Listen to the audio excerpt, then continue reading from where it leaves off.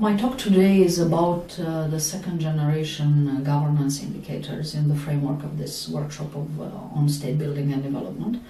I think that quite an important phase is over now, and this was the phase of awareness where people really got convinced, especially policymakers, that governance matters a lot for development and for growth.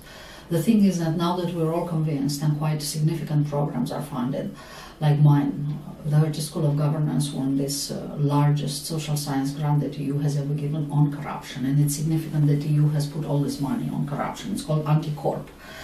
And the thing is that in order to understand if our anti-corruption and building good governance efforts and all these institutional change efforts go somewhere, we need to have a generation of indicators to signal which are sensitive to change and which are sensitive to policy intervention, to be able to measure them before and after you do something. That something can be adopting a treaty, creating an agency which starts working, changing legislation or whatever, stepping up enforcement.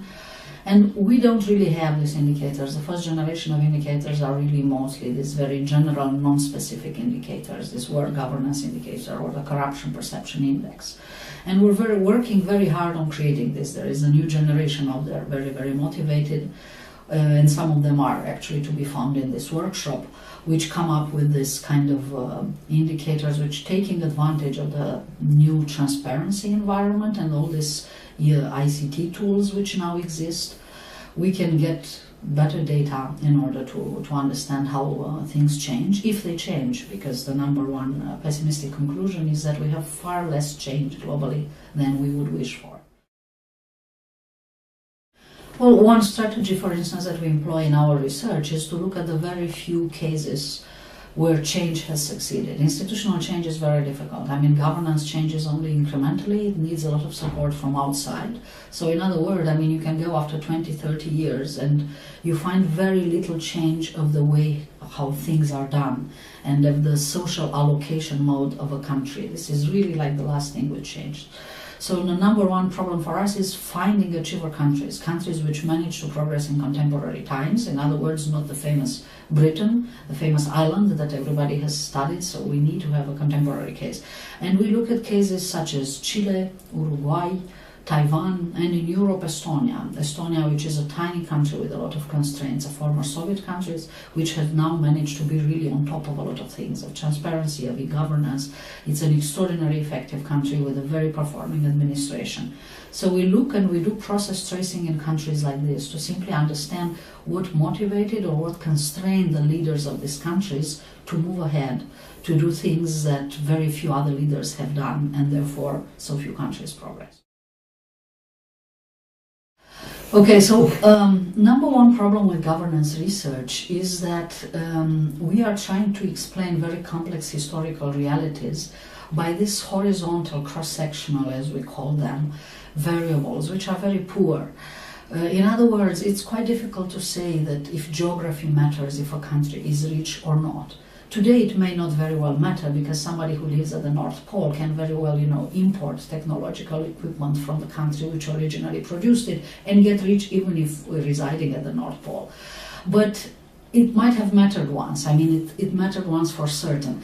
So how to decompose this historical process in a way to understand what happened first and to get rid of all these reverse causality problems that we encounter when we do econometric analysis. And this is what we call process tracing. In other words, we go back and we work a little bit like historians, step by step. We look, what did it happen first in this country? Did these people, like in Britain, hit luck at a certain point, this group of traders, and really became quite rich? And since they became quite rich and their international trade was flourishing, they put some pressure on government, so the government steps out of economics and let them do.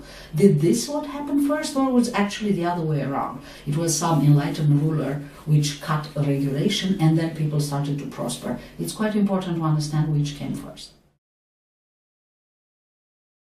Well, now I think we have quite an efficient model which explains quite a lot how this equilibrium is reached in a country and how societies manage to constrain their rulers so to come at reciprocal trust. Reciprocal trust meaning that you tax me and I actually pay you the tax money because I trust that you will do something useful for this money. You will not take it for your cronies or redistribute to your family and tribe or family and friends and whatever. And I think that this model is no longer based on subjective data, on perceptions, but this model is really based on what should the state do and what should the society do, because it's quite an important society element.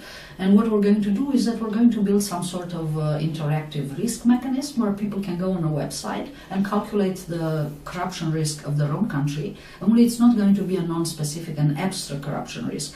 It's going to show to you exactly on what this is based and what you can do to improve this or that, both on the state and on the society side. Just to give you an example, internet broadband connections matter a lot. If your society is well connected to internet, then the citizens are going to be more empowered to watch over their government, to watch over their public finances. So this is, one small thing, but we have quite a map of things like that.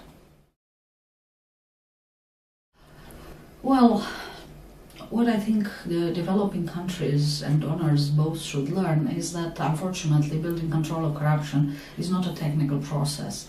It's a political process. It's basically a power equilibrium in a society where you should try to build barriers so people who are powerful no longer spoil systematically people who are not. And therefore, it's basically help for reformers. And for reformers themselves, they have to learn to build coalitions, to build alliances, and to be more strong. This is not really something which gets across in trainings or which simply gets across in exporting know-how. It is really long-term support for coalitions which are in favor of change, and support for people who stand to lose from current arrangements and who are motivated to bring about a system where nobody loses permanently, where it's really a more flexible and more equitable system, where people share in the profits, but they also share in the risks. Well, I think this workshop has a great advantage of bringing together people who are political scientists, economists, social psychologists, for instance, such as me, and a couple of historians. And it's very unorthodoxly getting across the high quotations papers, which are not always, in science, the best papers, and putting some tough questions to come up really with some lessons learned for the practical work.